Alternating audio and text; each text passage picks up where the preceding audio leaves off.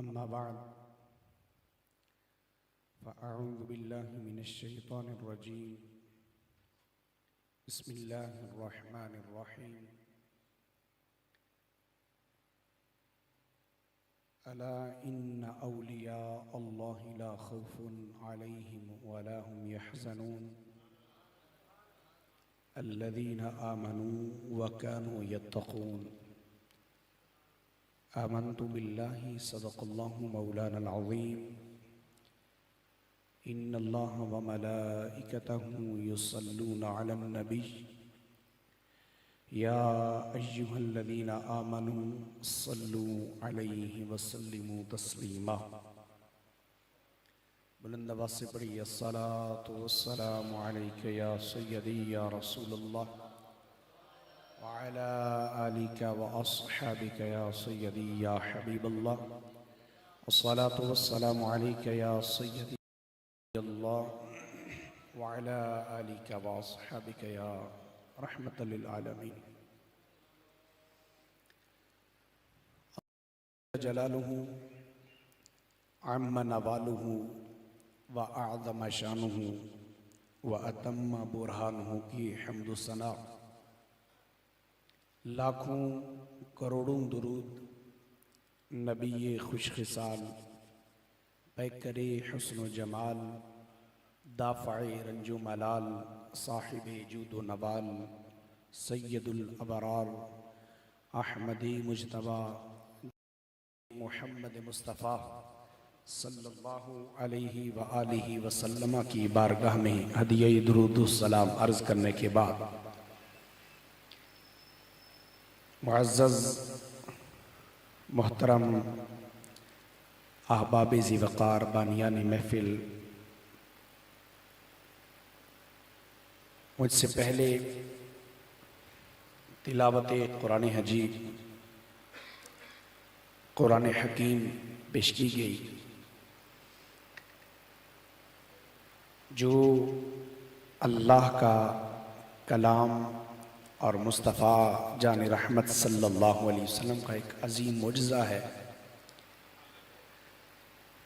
تو اس کی برکتوں کا تو شمار ہی نہیں، لیکن قرآن مجید میں ایک مقام پہ فرمایا گیا وَإِذَا قُرِئَ الْقُرْآنُ، اور جب قرآن کی تلاوت کی جائے فَاسْتَمِعُوا لَهُ وَأَنصِتُوا لَعَلَّكُمْ تُرْحَمُونَ، خاموش رہو، توجہ کے ساتھ سنو، ساکن ہو جاؤ، لبوں کو سیلو، جسم کی حرکت بند کر لو، لَعَلَّكُمْ تُرْحَمُونَ، تاکہ تم پر رحم کیا جائے۔ یہ بہت بڑا کلام ہے اور بہت خوبصورت کلام ہے، اور ہم پر رحم کرنے کے لیے شرط رکھی گئی، اگر تم ایسا کرو تو پھر تمہارے ساتھ ایسا ہوگا۔ جیسا کہ ایک مقام پہ فرمایا یا ایھا الذین آمنوا کتب علیکم الصیام، اے ایمان والو روزے تم پر فرض کیے گئے۔ اچھا، آخر پہ فرمایا لعلکم تتقون، تاکہ تم پرہیزگار بن جاؤ۔ اس سے پہلے بھی لوگوں پر روزے فرض تھے، صرف تم ہی پر نہیں کہ تم ہی کو اس تکلیف پہ ڈالا گیا یا روزوں کی مشکل سے گزارا گیا، تم سے پہلے قوموں پر بھی روزے فرض تھے، لیکن ان کی فرضیت کیوں؟ لعلکم تتقون، تاکہ ان روزوں کی برکت سے تم متقی بن جاؤ۔ تو یہاں پہ فرمایا گیا وَإِذَا قُرِئَ الْقُرْآنُ، جب قرآن پڑھا جائے تو دیکھیں میری جگہ اگر آپ کے مرشد کریم بیٹھے ہوتے تو آپ کی توجہ کا عالم کیا ہوتا؟ انسان ہمتاً گوش ہو جاتا ہے، جو کامل مرید ہوتا ہے نا جی، وہ پھر پیر کے علاوہ کسی اور چیز کو دیکھتا نہیں ہے، اور پیر بھی کامل ہو۔ اللہ کرے آپ کا تو بڑا اعلیٰ، بڑا خوبصورت، بڑا پیارا ایک سلسلہ ہے، اور ہر اصل کی نقل ہوتی ہے نا، ہر اصل کی مارکیٹ میں نقل آتی ہے نا، تو اب نقل بہت ساری آ چکی ہے، تو ہم نے دیکھنا ہے جب حضرت صاحب بیٹھے ہوں ان کے کلام کو اور ان کی شخصیت کو اور ان کی تمام تر چہرے کی تابانیوں کے اندر ایک مرید کامل کھو جاتا ہے، تو آپ یہ دیکھیں کہ جب قرآن پڑھا جائے تو آپ اس کے اندر کھو جایا کریں۔ ہم آوازوں پہ کھو جاتے ہیں، تو آج تو ماشاءاللہ آواز بھی بہت کمال تھی، حافظ صاحب نے بڑا پیارا پڑھا ماشاءاللہ، اللہ تعالیٰ ان کے سوز میں اور ان کی آواز میں برکت دے، لیکن اس کے اندر جو حرکات و سکنات تھی وہ ہماری رکی نہیں ہے، ہم اشاراتاً کنایتاً ادھر ادھر ہماری اٹھک بیٹھک ہوتی رہی۔ تو یہ تربیت ہے، آپ کی محفلیں پہلے بھی ہوتی ہوں گی، اللہ کرے اس کے بعد یہ سلسلہ یہ جاری و ساری رہے، لیکن ہم نے ایک یہ چیز ضرور سیکھنی ہے ان محفلوں کی مدد سے برکت سے کہ جب قرآن پڑھا جائے تو ہم نے کیا کرنا ہے؟ خاموشی رہنا ہے۔ کیا کہنا ہے؟ کیا کرنا ہے جی؟ اور دوسرا کیا کرنا ہے؟ توجہ کے ساتھ سننا ہے۔ بس آپ یوں بیٹھیں، قرآن جب حضور کے سامنے صحابہ بیٹھتے تھے نا، اتنے ساکن ہو کے بیٹھتے کہ سروں پہ آ کے پرندے بیٹھتے، پرندے سروں پہ بیٹھ جایا کرتے تھے۔ یہ انداز تھا اصحاب رسول کا۔ پھر اللہ نے ان پر رحم کیا، اور اتنا رحم کیا، کیا کمال ہے۔ حضور نے فرمایا صحابی کن نجوم، میرے صحابہ ستاروں کے معنی دے، تو پھر یہ اللہ کا کرم ہوا ان پر، رضی اللہ عنہم ورضوا عنہ، اللہ نے تو پھر ان سے جنت کا وعدہ کر لیا۔ تو گرامی قدر حضرات، مختصر وقت میں مجھے جو موضوع دیا گیا وہ حضور سید غوث پاک علیہ رحمہ آپ کی تعلیمات۔ یہ موضوع بہت بڑا ہے، لیکن میں بہت مختصر اور ابتدا سے چند ایک آپ سے گزارشات کر کے تو پھر اجازت چاہوں گا، کیونکہ آگے مغرب کا وقت ہے اور آپ کی محفل کا بھی کوئی شیڈول ہے، اس کے مطابق ثنا خان مصطفیٰ صلی اللہ علیہ وسلم تشریف فرما ہیں، وہ بھی اپنا کلام پیش کریں گے۔ گرامی قدر حضرات، اس وقت ہمارے معاشرے کو ایک دیمک لگ گئی ہے۔ وہ دیمک کیا ہے؟ جھوٹ۔ یہ ایک ایسی برائی ہے کہ یہ ہر برائی کی ماں ہے۔ میرے غوث پاک علی رحمہ، آپ کا واقعہ اپنے بے شمار علماء سے سنا ہے، بڑا مشہور معروف واقعہ ہے۔ آپ علم دین کی غرض سے گھر سے نکلتے ہیں، کہیں دور کا سفر کا ارادہ رکھتے ہیں، آپ ابھی کم سن ہیں، اور ماں کہ میرے بیٹے کو کہیں ضرورت پڑ جائے تو 40 اشرفیاں اپنے بیٹے کے کرتے کے دامن میں سی دیتی ہیں۔ تو ماں نے جب وہ بیٹا رخصت ہونے لگا تو ماں ایک نصیحت کرتی ہیں، اور یہ نصیحت میرے اور ہر ایک جو باپ یہاں بیٹھا ہے وہ نصیحت رٹ لینی چاہیے، اور ہر ماں کو اس پر عمل کرنا چاہیے۔ ماں نے کہا بیٹا کچھ بھی ہو جائے کبھی تو نے جھوٹ نہیں بولنا۔ راستے میں ڈاکو پڑ گئے، قافلہ لوٹنا شروع کیا۔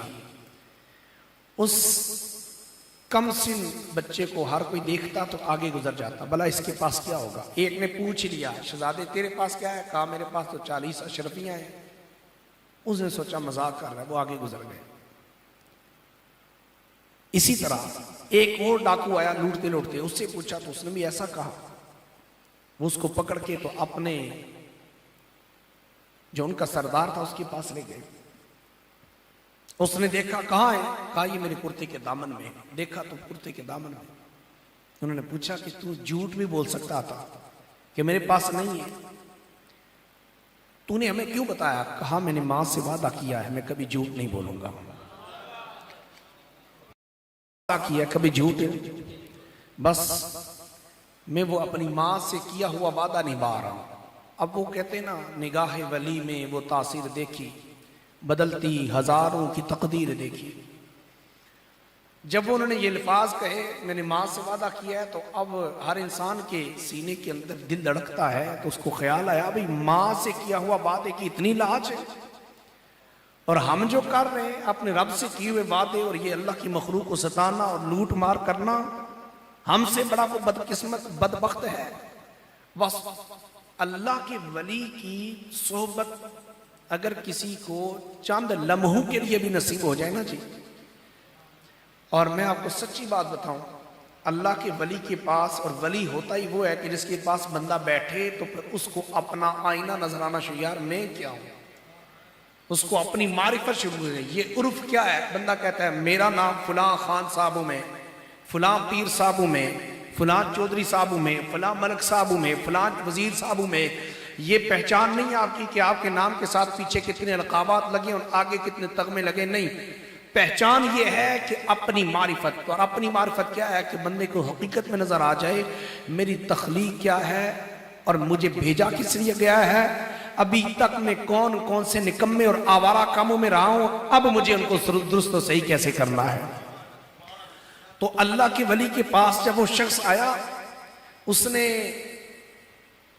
جب حضور غوث پاک بیکمسے نے وہ چند جملے سنے نا، تو اس ڈاکو کو یہ احساس ہو گیا کہ ہمیں ایک ماں سے کیا ہوا وعدہ اگر بچہ اتنے بخوب طریقے سے نبھاتا ہے تو ہمیں کیا کرنا ہے۔ انہوں نے کہا بیٹا ایسا کر، تو ہمیں توبہ کرا، تو ہمیں۔ اب وہ ببع لشکر جو اس کے ساتھ، اس کے جو ساتھ کرندے تھے، جو اس کے معاونین تھے اس غلط کام میں، ان سب کو اس نے لیا اور حضور غوث پاک کے ہی ہاتھ پر توبہ کر کے تو وہ پکا سچا مسلمان بن گیا۔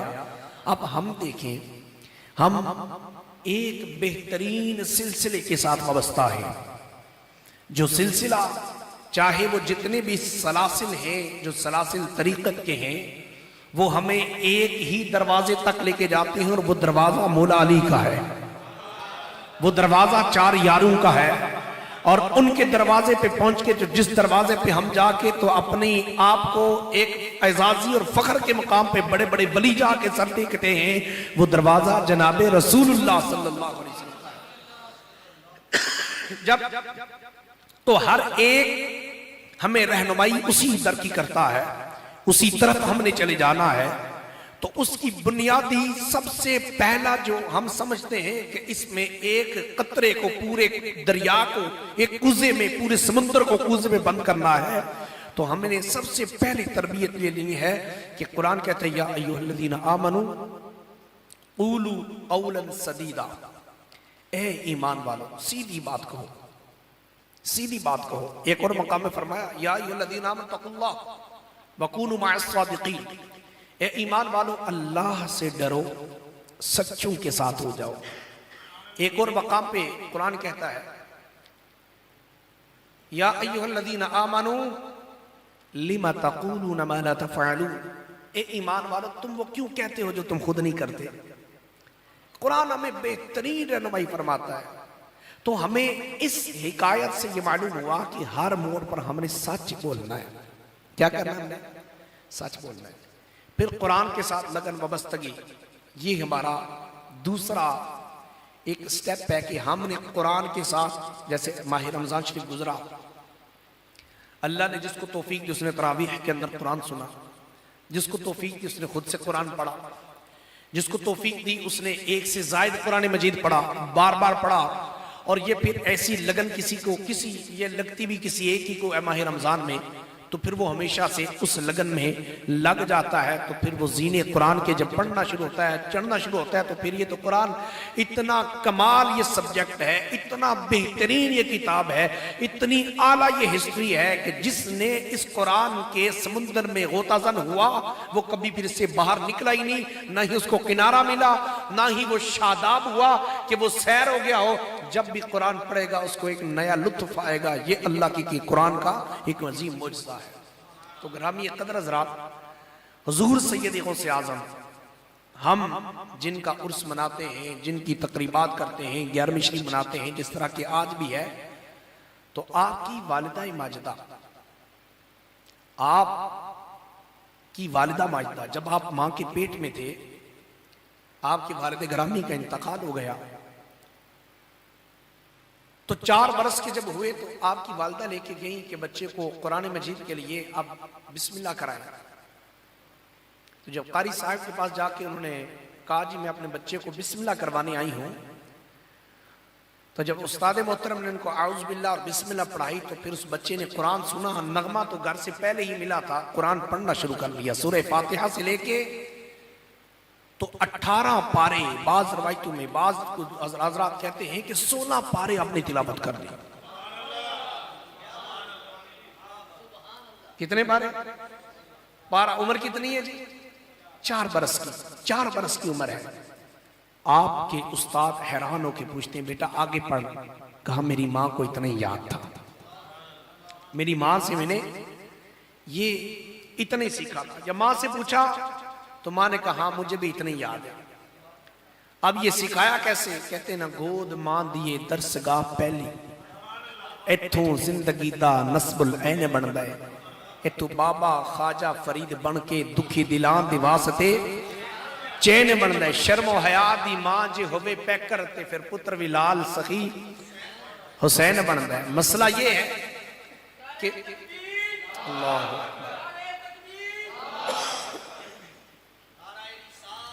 یا رسول اللہ، یا رسول اللہ، یا علی، یا غوث اعظم دستگیر. تو ماں نے کہا جب یہ میرے پیٹ میں تھا تو میں قرآن کی تلاوت کرتی تھی، جب یہ دنیا میں تشریف لایا تو میں نے قرآن کی تلاوت کی، جب اس کو دودھ پلایا تو قرآن کی تلاوت کی، گھر کے کام کیے تو قرآن کی تلاوت کی. آپ اندازہ کریں ایک ماں کی لوری ایک بچے کو اللہ کا ولی بنا سکتی ہے. ماں کی. آج ہمارے بچوں کے اندر یہ گیٹس کیوں نہیں ہے؟ ہمارے بچوں کے اندر یہ ذہانت کیوں نہیں ہے؟ ہمارے بچوں کے اندر دین کی دلچسپی کیوں نہیں ہے؟ اس کی بنیادی وجہ اگر آپ ڈھونڈیں تو آج لوریاں بدل گئی، ماؤں کی لوریاں بدل گئی. آج ہم نے اللہ کے ذکر کا سہارا نہیں، آج ہم نے موبائل کا سہارا شروع کیا. بچے کے کان میں ہم نے رار پار کی چیزیں لگا کے رکھ دی. جب بچے کے کان کے اندر بچپنے کے اندر بھی اس عمر کے اندر جب بچے کو میوزک آپ سنائیں گے تو بچہ کیا بنے گا؟ اور اس ماں نے بچے کے کانوں کے اندر قرآن کا رس گولا. جب قرآن کا رس گولا، بلکہ میں آپ کو ایک اور بات بتاؤں، حضرت امام ابو یوسف بڑے پیارے بڑے حسین تھے، بڑے حسین. حضور سیدی امام اعظم ابو حنیفہ علی رحمہ آپ کے پاس گئے اور جا کے کہنے لگے حضرت مجھے بھی علم دین سکھائیں، مجھے بڑا شوق ہے. آپ نے دیکھا تو ابھی وہ بچے ہیں اور خوبصورت بھی ہیں، ابھی داڑھی بھی نہیں آئی. اور آپ اندازہ کریں ہمارے بزرگوں کا توکل اور اللہ سے ڈرنے کا انداز کیا تھا. آپ نے سمجھا کہ یہ ابھی لڑکا ہے اور خوبصورت بھی بہت ہے، اللہ کے ولی اور ولایت کا بھی اعلیٰ مقام. اور علمی ادب میں یہ ہے کہ لوگ ان کو امام اعظم ابو حنیفہ کہتے ہیں. تو آپ نے کہا نہیں، پہلے جا حفظ کر کے آپ نے سوچا یہ 2 3 4 سال لگائے گا تب داڑھی و بال بھی آ جائیں گے، تو چلیں یہ پھر میں پڑھاؤں گا تو چلو زیادہ مناسب ہوگا. 1 ہفتہ گزرا تو حضرت امام ابو یوسف پھر واپس آ گئے. کہا جی کیا ہے جی؟ کہا حضرت میں نے علم دین حاصل کرنا ہے. کہا میں نے تجھے کہا نہیں تھا کہ جا کے حفظ کر؟ کہا حضرت میں حفظ کر کے آ گیا ہوں. توجہ ہے؟ مگر بانوں کو آنے والوں کو دیکھیں گے مڑ مڑ کے تو پھر ہماری بات رہ جائے گی، آپ کو سمجھ نہیں آئی. آپ 1 ہفتے کے اندر حضرت امام ابو یوسف حفظ کر کے دوبارہ آئے. کہا حضرت مجھے اپنے پاس رکھ لیں. تو آپ نے کہا میں نے تجھے کہا تھا نا حفظ کر کے آ. تو کہتے ہیں میں حفظ کر کے آ گیا. جب آپ نے علم دین اور ان کی ذہانت دیکھی تو پھر آپ نے کیا کیا؟ آپ نے ایک موٹا کپڑا درمیان میں لٹکایا اور حضرت امام ابو یوسف کو اس طرف بٹھا کے تو ان کی تعلیم ان کو تعلیم دیتے گئے، یہاں تک کہ آپ حضرت امام ابو یوسف بنے. اتنا بڑا علمی مقام آپ کو تک اٹھا کے دیکھیں تو آپ کو اللہ نے اتنا مقام. یہ کیسے ملا؟ علم دین کی جستجو تھی ان کے سینے کے اندر. اور یہاں سے ہمیں سبق کیا ملتا ہے؟ آج ہمارے نوجوانوں کو دیکھ خود افسوس ہوتا ہے. آج محلے کی نکر پہ ہم اس محلے کا سب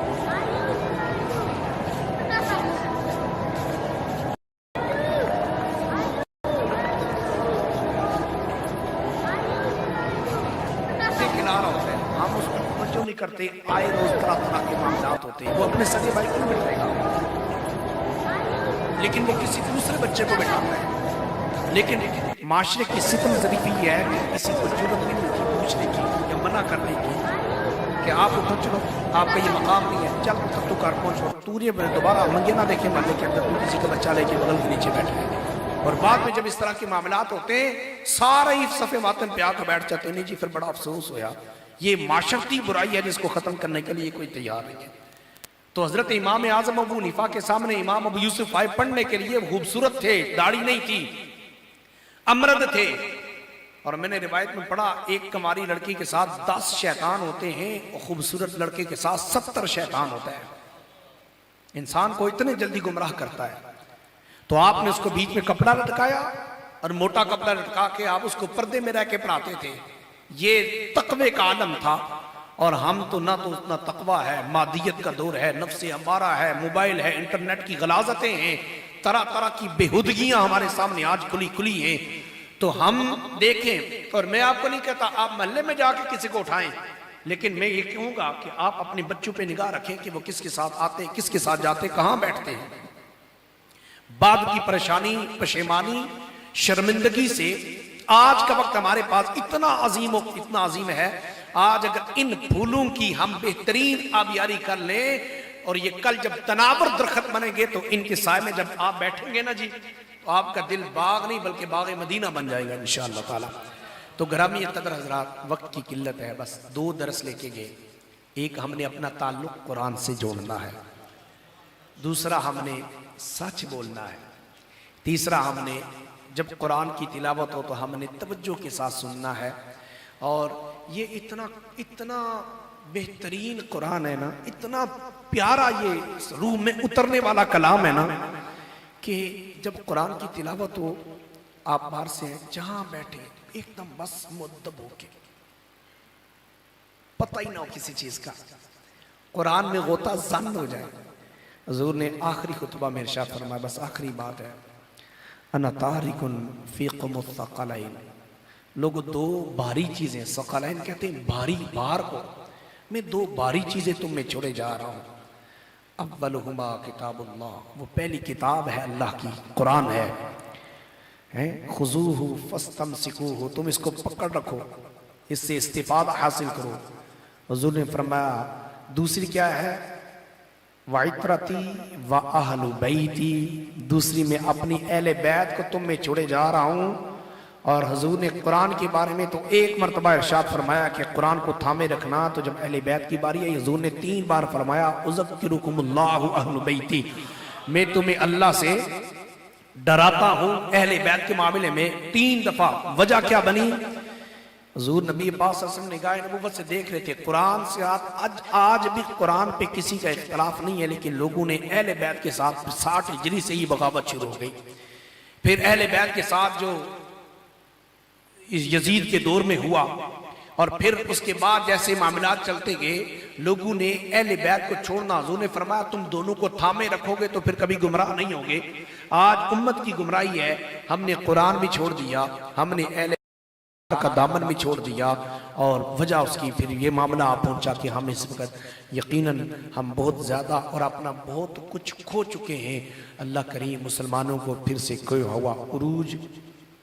ہوا عروج اللہ پھر سے عطا فرمائے. جو مسلمانوں کا ایک روب تھا کفار کے دلوں میں, آپ نہیں دیکھ رہے وہ روب ختم ہو گیا. اگر وہ روب ہوتا تو فلسطین کا یہ حال کبھی نہ ہوتا. مسلمان, حضور نے فرمایا جہاد کا خوف اس قوم سے نکل جائے گا جس قوم کے دل میں لالچ اور موت کا ڈر آ جائے گا. آج ہم موت سے ڈرتے ہیں, لالچ ہمیں ڈالر کی, لالچ امریکہ کی غلامی کی, برطانیہ کی غلامی کی, اس لالچ نے ہمیں اور مرنے کے خوف میں مبتلا کر کے ہمیں دور کر دیا اللہ سے, اللہ کے رسول سے, جہاد سے, قرآن سے. نتیجہ کیا نکلا, آج ہمارے بچوں کو کتے نوچ رہے ہیں فلسطین کے اندر, پر اتنے بڑے بڑے مسلمان ممالک کوئی بھی ان بچوں کی داد رسی کے لیے وہاں جانے کو تیار. یہ مسلمانوں کا روب جو ہے نا اللہ نے کافروں کے دلوں سے ختم کر دیا. وگرنہ بدر میں 313 گئے تھے تو ابو جہل کا سر کاٹ دیا تھا, عتبہ اور شیبہ کا سر کاٹ لائے تھے. اور پھر وہ روب ایسا ان کے دلوں میں اللہ نے بٹھایا. جب فتح مکہ آئی نا جی, 10,000 صحابہ کو لے کے جب حضور آئے مکہ میں تو کسی کی جرت نہ ہوئی ہے کہ حضور کا سامنا کر دیں. کافروں نے ساری تلواریں یوں ہی نیچے رکھ کے تو ہاتھ سلنڈر کر دیا اپنا آپ, یا اللہ کے نبی اب ہم آپ سے لڑ نہیں سکتے. یہ روب تھا مسلمانوں کا کہ 313 جب 1000 پہ غالب آ گئے تو جب 10,000 آئے نا تو پھر کسی کی ٹانگوں میں جرت ہی نہیں پڑی، کوئی کھڑا ہی نہیں ہو سکا اپنی جگہ کہ ہم اس لشکر جرار کا مقابلہ کر سکیں۔ نتیجہ کیا نکلا؟ اللہ نے بیت اللہ کو عزت بخشی اور وہاں کے بت اور گندگی کو نکالا گیا۔ آج بہت قریب وقت آ چکا ہے، بیت اللہ کو بہت قریب وقت آ چکا ہے، مکہ شریف اور مدینہ شریف کو ایک جس طرح یہ ٹورزم ہے نا جی، سیاحت کے لیے کھولا جا رہا ہے، جس کے اندر سارے لوگ ہندو عیسائی یہ سارے بطور سیاحت کرنے وہاں پہ آئیں گے، اور یہ بہت بڑا مسلمانوں کے لیے چیلنج ہے۔ آج وقت ہے ہم صدر جائیں، اپنے معاملات کو درست کر لیں۔ اللہ کی بارگاہ میں دعا ہے اللہ ہم سب کو عمل کی توفیق عطا فرمائے۔ وما علیہ الا البلاغ۔